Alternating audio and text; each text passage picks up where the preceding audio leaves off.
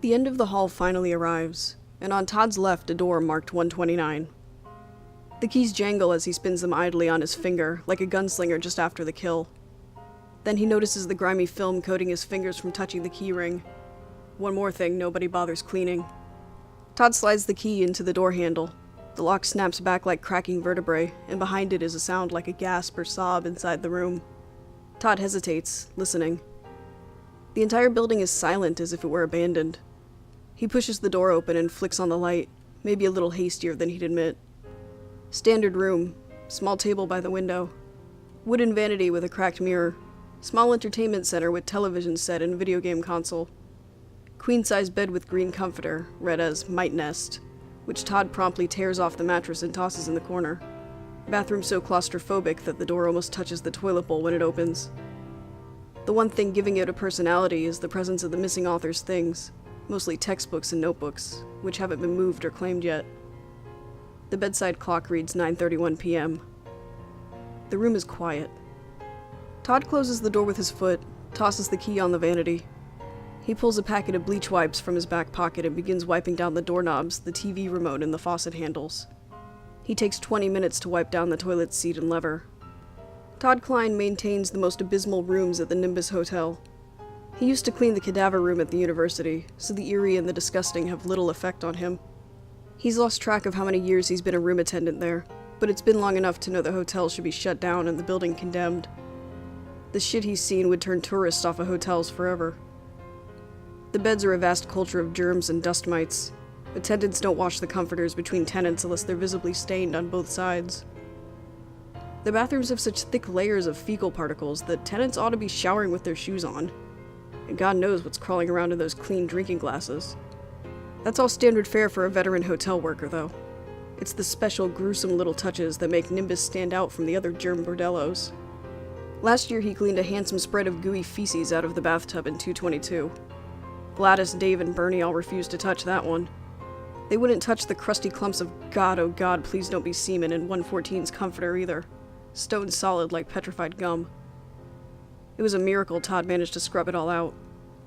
The same year as the tub shitter and the bed gum, a lady got scabies from sleeping in room 313. Gladys checked the bedspread and found it swollen, full of mites, fleas, and ticks.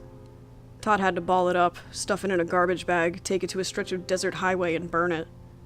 The lady got reimbursed for her stay. Todd got 7 or 8 fleas.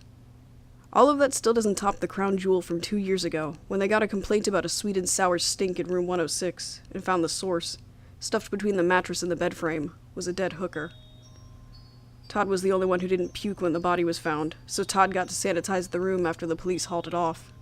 Somehow the Nimbus Hotel is still in business, boasting that a stay in a Nimbus Hotel is like sleeping on a cloud. A cloud of shit-caked fleas that feed on dead hookers. All Todd's jobs at the Nimbus Hotel are dirty jobs. When the other attendants refuse to clean the filthiest of filth from the bedsheets, bathtubs, or TV remotes, Todd has to drop whatever he's doing and go take care of it. He's the only one who's ever had the guts or the know-how, and you can bet he won't let anyone forget it. Nothing scares or even discourages him, however weird or gross. That's probably why Manager Ed asked him to spend the night in the crying room. Its proper name is Room 129. It's had 11 tenants in the last 2 months, and not one of them stayed the entire night. Some stayed for less than an hour. They usually packed their bags and fled without giving an explanation or asking for their money back. A few had even abandoned their luggage. 4 of the 11 just vanished. Todd and the others presumed those tenants had left in the night. Only one had asked for a refund. Jervis Liddell, a pasty, balding lawyer with a bulbous nose and huge grandma glasses, who had haughtily announced he was staying for a week. He'd barely been settled in for an hour when he came back to the lobby whiter than ever, his hands trembling and his teeth chattering, as if he were standing in a snowy wood without a jacket. He took his money and launched through the doors like a missile. Todd was chatting with the pretty new clerk, Melissa, when the crying room's next tenant checked in. A middle-aged schoolteacher lady named Fran Carlyle. She came into the lobby at 10 to 5, made pleasant conversation with them about the book fair up the street that she'd come to help with, asked if there were any good restaurants about, and then took her key and went to her room. Melissa got the call on the lobby phone around 9. The voice on the other end was hoarse and just barely above a whisper. "Can you come down to room 129, please?" it said. Is this Miss Carlyle?" Melissa said. The voice seemed unsure. Yes. Miss Carlyle, is everything okay? She was quiet for a while, then said, I think someone's in my room. Melissa didn't waste any time calling the police, but they didn't find anyone in there except the teacher, and she seemed a mix of frustrated, embarrassed, and terrified. She explained that she'd been reading in bed and heard a voice, a young boy or a woman, she wasn't sure, crying and sobbing silently somewhere in the room. The police were pretty irritated when they left, and the teacher seemed desperate for someone to believe her. She'd frightened Todd pretty good, trying to make him stay with her. She was gone the next morning. Her car was still in the lot. Everyone assumed she must have run screaming into the night like in a cheesy campfire story. Sometimes a tenant in room 127, 128, or 130 reported hearing someone sobbing next door, usually late in the evenings. One guy had actually knocked on the door to the crying room and asked if everyone was okay in there. The sobbing stopped, and the room was quiet for 2 days. The last guy to stay in 129 was a mediocre writer of children's lit, Benjamin Hammond. He'd heard about the crying room and wanted to stay in it for a night or two. He was working on a book about childhood night terrors, closet monsters, boogeymen, and the like, and thought studying room 129 would help his research. Like the other 3 vanishing acts, he was gone the next morning, but later that same day the college girl staying in room 127 filed a complaint with Ed, saying the rowdy lovers in 129 had woke her up late at night. I had an important interview today and only got about 5 hours of sleep for it, she said. I wake up to those 2 wrestling next door like they're the only ones in the building, one of them going on with this pathetic whimpering and another giggling like a child. I pounded on the wall and told them to keep it down, and then the racket stopped, but they'd woke me up at midnight all the same. I mean, guys and gals gotta have fun now and then, but goddamn. Ed shared this little anecdote with Todd and the others. They all knew the author had checked in alone. Ed sat everyone down in his office earlier today and said he wanted something done about room 129. The other attendants were so scared they wouldn't be caught dead in there. So it was up to Todd to save the day. Like always, he reminded his coworkers as he patted each of their scowling heads. And that's why he was walking down a green carpeted hall stinking of fresh paint, with a hotel key in his hand instead of driving home to the comfort of his apartment. Stay the night in 129, Ed said. Figure out what's going on in there. Maybe it's a prank. Maybe it's a ghost. Who knows? Figure it out and there's a raise in it for you. I can't afford to keep losing tenants. Bad publicity. It's a prank, all right, Todd thinks, reflecting on the meeting, to see if they can break me. What a waste of time and effort that could be spent actually cleaning this dump. Bad publicity. Todd thinks of scabies and dead hookers and wrinkles his nose. Todd wakes suddenly in the night and finds himself sitting upright, staring into darkness. The unfamiliar bed startles him at first, but with a groan he quickly remembers where he is. His heart kicks the inside of his throat like he's been jogging for the last hour. He has trouble breathing, as if the air is made of lead. Neither of his arms will reach over to turn on the bedside lamp. They're frozen stiff. He can't remember what nightmare could have pulled him so abruptly out of a sound sleep, or put him in such a frightened state. Was it a nightmare that woke him?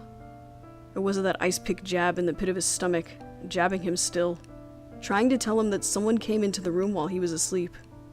10 minutes pass as he allows his eyes to adjust to the dark, but the room is deserted except for the comforter wadded in the corner. Quiet, except for the sound of his own uneasy breath. Todd's muscles soften and he releases a long sigh. Skimming through the author's notes before bed was a mistake, all right. Late-night thoughts of boogeymen and closet monsters and Baba Yaga have made him as paranoid as a 5-year-old.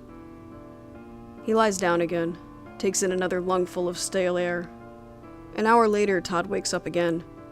Someone is weeping silently nearby.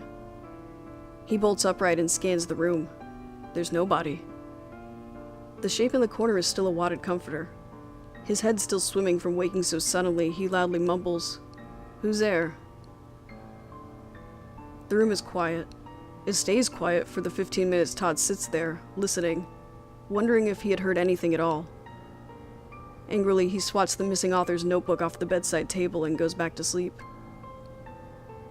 Todd has barely slept a half hour when he's awoken once again by the voice. It's unmistakable this time. A delicate, miserable voice trying shamefully not to cry too loudly. Now Todd's mind is crisp and clear. "Who's there?" he whispers.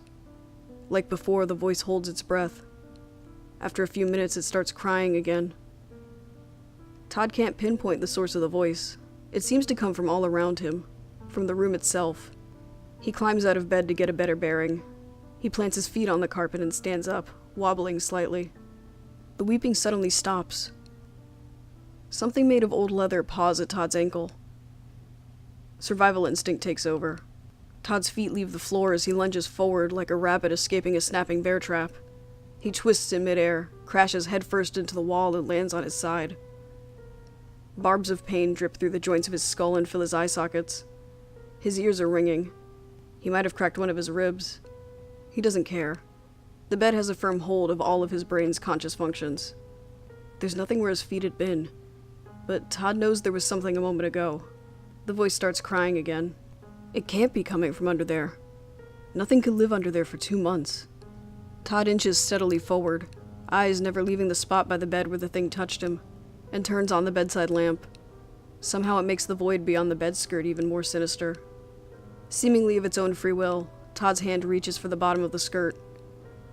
The crying stops when his fingers brush it. It's Ed, Todd thinks, his blood sizzling like cooking oil. Or Gladys. Bitch blubbers like that all the time. Todd bites his lip and puts his ear to the carpet, inches from the bed frame. He pulls the bed skirt upward, a montage of angry curses on the tip of his tongue. The hand that reaches out to greet him is vaguely human. The ancient eyes staring at him from the shadows are not. Suddenly, Todd doesn't care if it's a prank. He doesn't care if there's a raise in it for him. And in the next 10 seconds, he doesn't care that he's running across the hotel parking lot in his boxer shorts.